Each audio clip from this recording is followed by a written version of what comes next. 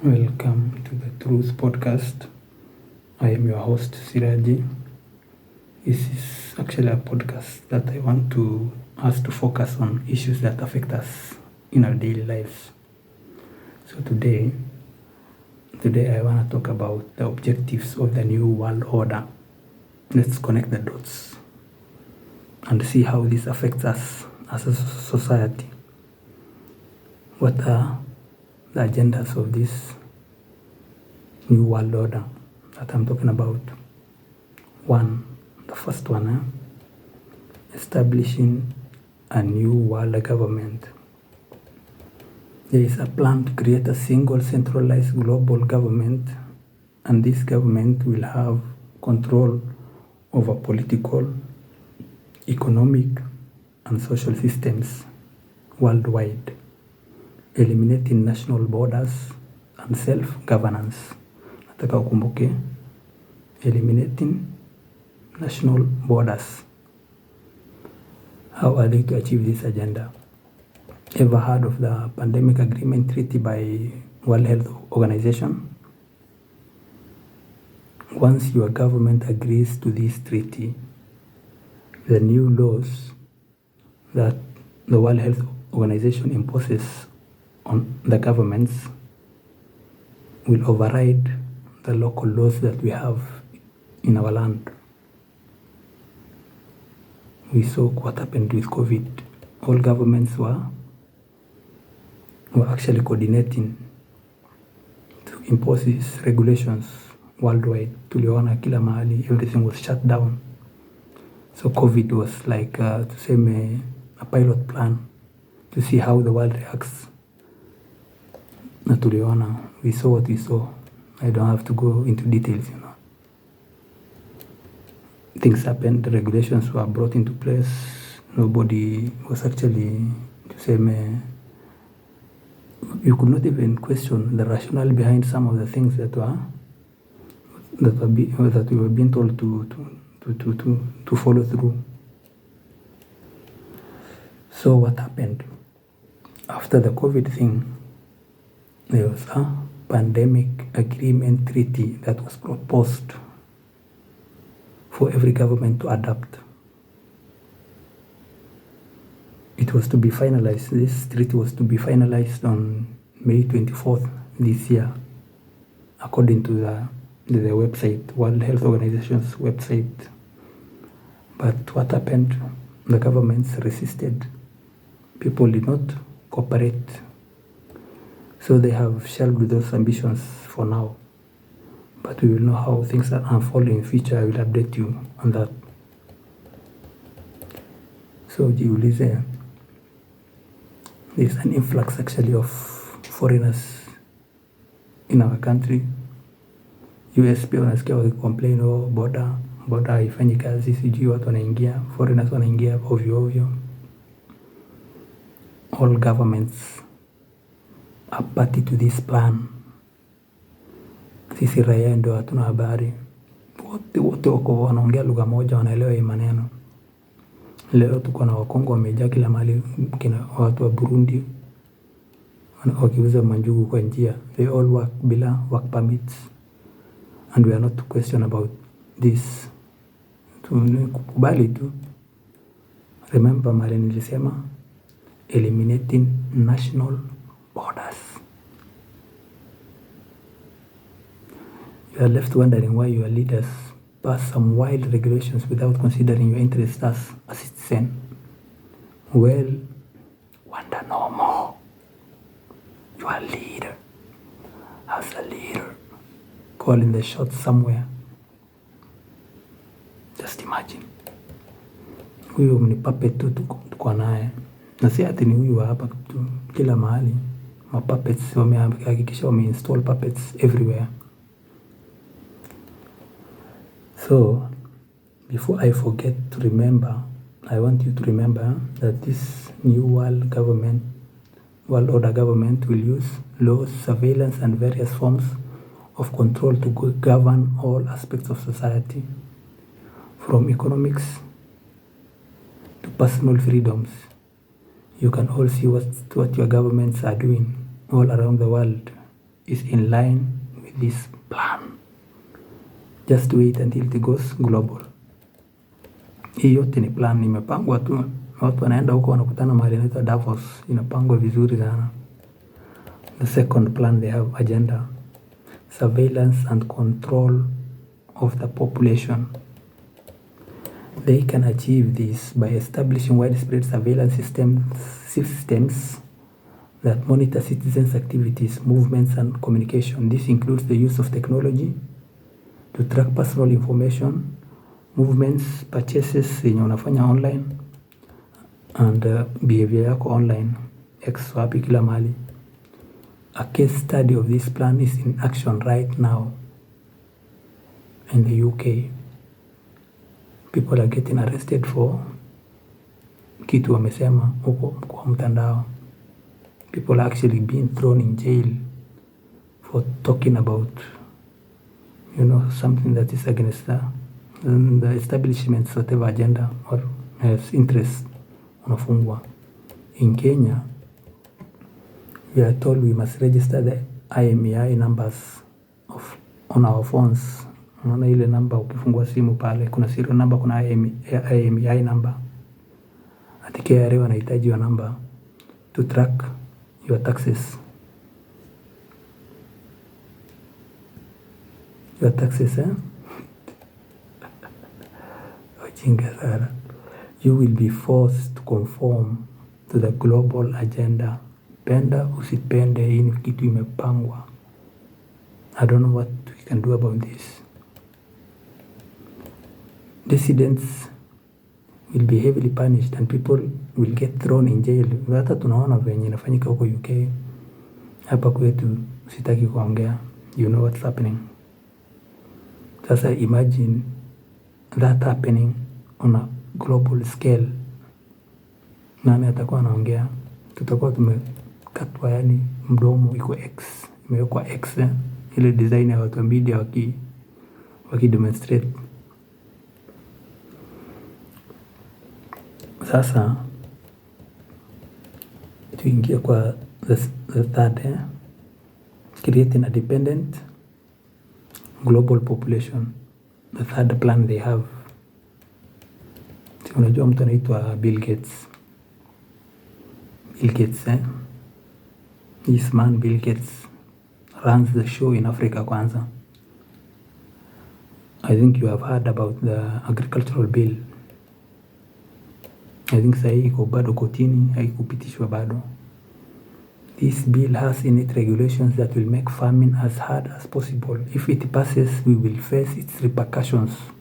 These are facts. Just imagine, you cannot share indigenous seeds with your neighbor. Imagine, you cannot do farming without some papers. Unawekewa hiyo ndio wa kudiscourage usifanye farming. How does that help us? Your legislator mwenye ulichagua anapush your agenda ya mzungu. Yeye hataki kujua ukufe na njaa. He doesn't care. Bora yeye amepewa kama milioni 2 hivi ama milioni 1. To hell with you. That's what they are saying. Indirectly. Hata ni direct, hata si indirect. They want you to abandon farming altogether. So how does Bill Gates enter the equation? Kwa hii maneno, Bill Gates is pushing an agenda, kitu inaitwa GMOs. I think inafanyika huko Zambia saa hii, wanakula GMO mbaya sana. GMO seed yake, it does not regerminate. So you will always have to go to the supplier, which is him. Amemonopolize, anataka kumonopolize hapo. Supplier akwe ni yeye. Every time you want to go and plant something, GMO, unaenda kwake. He makes more money, gets more richer. Sijui pesa yote anataka kupeleka wapi, na akikufa ataiacha tu. What does GMO do to your body? If you consume it for a long time, tunajua cancer ni moja. Allergies, vitu ni mingi yenye unaletewa na GMO food. baada ya kupata maproblem, umekula GMO kwa muda mrefu, umepata mashida ya kiafya nini, anakuletea solution nyingine mjanja. Which solution will he bring? Big Pharma inakuja, ana supply madawa for the problem he created. So you are in a cycle hapo tu. Cycle being controlled by one man. Just imagine that, the greed that humanity has. Umekula hiyo GMO, unaumia. Serikali yako it's not even defending you. They are all part of this whole plan, na ni global plan, sio hapa Kenya peke yake.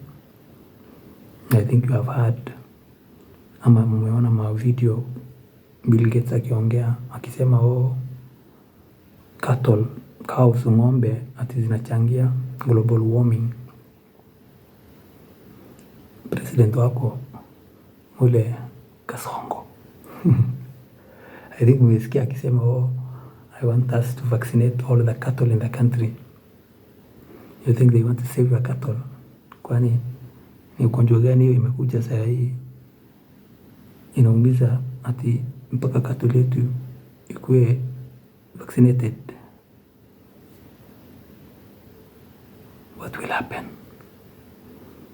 We will see what will happen.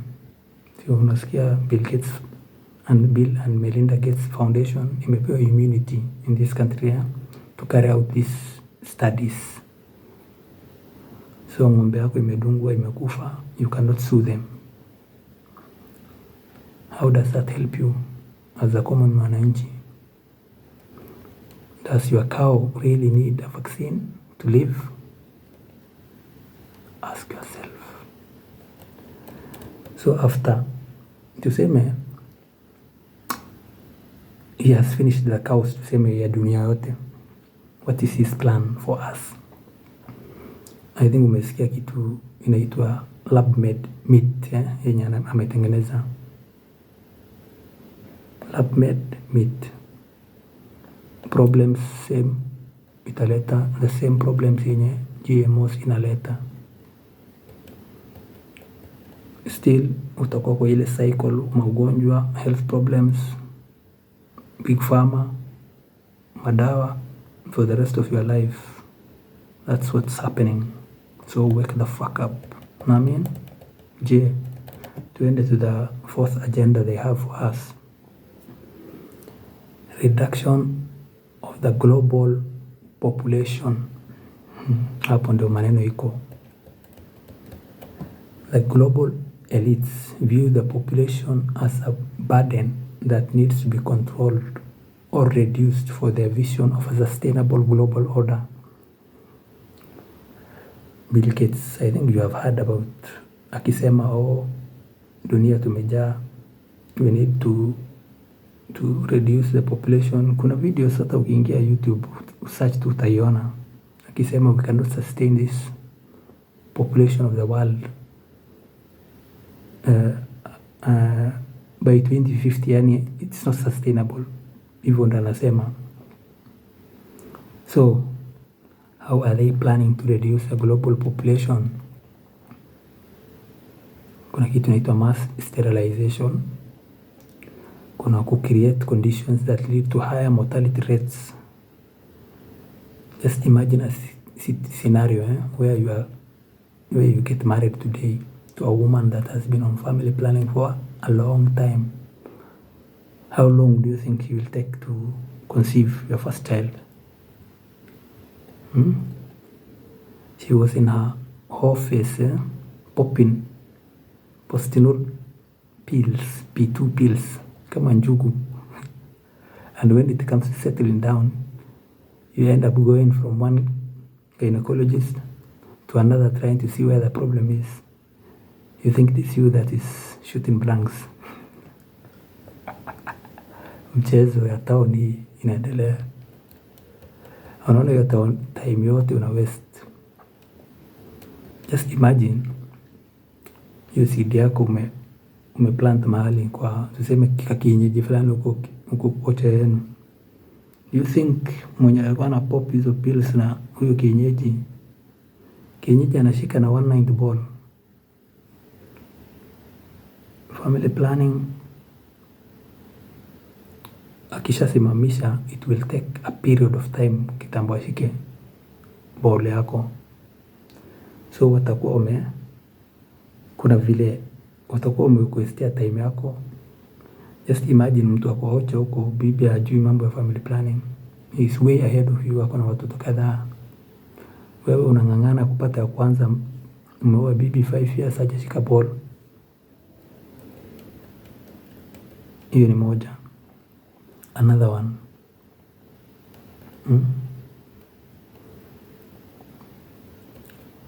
tuseme kwanza, wacha tukuje kwa COVID. People were injected with a concussion that led to excess deaths. Sasa kuna kitu inaitwa turbo cancer. Turbo ile gari inakimbia mbio. Cancer inakushika leo, inakumaliza within no time.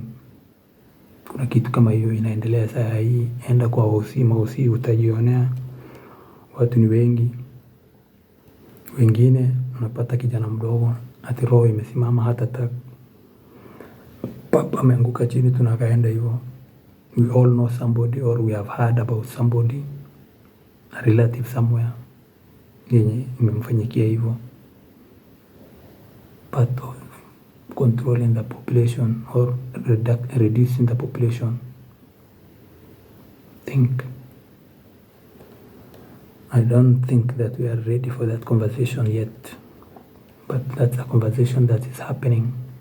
Kwa developed countries, Bill Gates is actually wanted in the Netherlands for misleading people and bringing into place regulations about the COVID thing.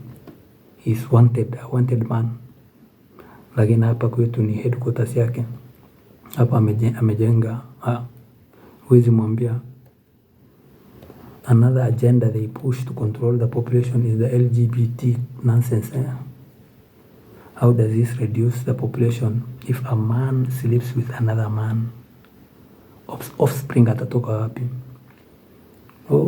Ati si wata adapt. They adapt and indoctrinate that child. Atakuwa kama wao wakikufa hawajaacha mbegu. Mtoto hivyo amewafuata, kama sisi watakuwa role model yao. Sasa they have achieved that plan. Wewe uko tu ng'ombe hii.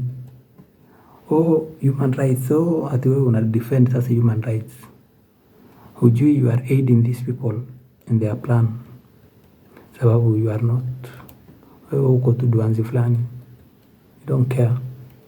You don't know what's happening. There's a bigger plan that's happening. Kuna mchezo inachezwa yenye uelewi, lakini wewe uko tu unatetea tu haki ya binadamu according to you. Tuende kwa the fifth plan or agenda that they have. Implementation of a global religion or ideology. The New World Order seeks to establish a unified global belief system, possibly with a new religion or a secular ideology that will reduce existing faiths and philosophies, or replace hizi madini, Christians, Muslims, wanataka wa reduce ideology, wakuja na ideology ingine, secularism, kitu tu kama hiyo. The goal is to create a uniform set of values and beliefs that the global population will follow. Who do you think they are preparing the way for? You know God will never allow or approve this agenda. So who are they preparing the way for? His name is Dajjal. Muslims, I think that name rings a bell. Or another name, we call him the Antichrist. The Christians can relate to this. They are making a way for that person that is to come. Ana control the one world government, yeye ndio the topmost. Kila kitu goes through him. ndo anatoa hii orders, the Antichrist. That is why leo Russia inapigwa vita, because Russia is trying to tuseme mambo ya culture yao, wanataka ile Eastern inaitwa nini, Orthodox, wamestick nayo. They don't tolerate this nonsense ya LGBT sijui nini agenda. Wao wameshika dini yao. So that is the strongest country there that is actually resisting this Western values yenye wanataka kutuletea. Once Russia falls, who do you think will stop them from implementing all these things we have said? Nobody. So for today, I want to finish there. Agenda yao ni mingi. I have just touched on some few of them. Nimejaribu kuzilink na Kenya and some other places. You have all seen that. This is the Truth Podcast, where we seek only the truth, nothing but the truth.